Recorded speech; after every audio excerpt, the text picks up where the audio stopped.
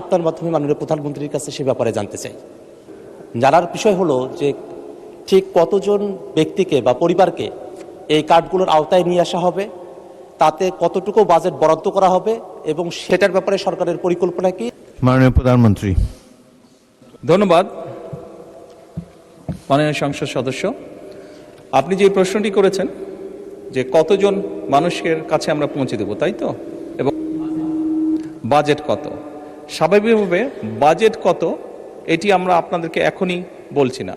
অর্থাৎ আমরা পর্যায়ক্রমিকভাবে জিনিসগুলোকে সামনে এগিয়ে নিয়ে যাব। আমাদের এক একটি কৃষক কার্ড এবং এক একটি ফ্যামিলি কার্ডে আমরা রেখেছি কৃষক কার্ড যারা পাবেন সেই সকল কৃষক ২৫০০ টাকা পাবেন বছরে, এবং ফ্যামিলি কার্ডে যারা পাবেন তারা সে সকল নারী প্রতি মাসে ২৫০০ টাকা পাবেন। আমরা যেহেতু প্রতি মাসে এটিকে এক্সটেন্ড করতে থাকবো, অর্থাৎ অধিক সংখ্যক নারী কৃষক কার্ড পাবেন, অধিক সংখ্যক কৃষক কার্ড পাবেন। একবারে সবাইকে দিচ্ছে না, পৃথিবীর কোনো দেশের পক্ষে একবারে সেটি সম্ভব না করা। সেই জন্য প্রতি বছরই আমরা বাজেটের স্যাংশন বাড়াবো, প্রতি বছরই বাজেটে আমরা টাকা অ্যালোকেট করব, এভাবে পর্যায়ক্রমিকভাবে ধীরে ধীরে আমরা এগোবো।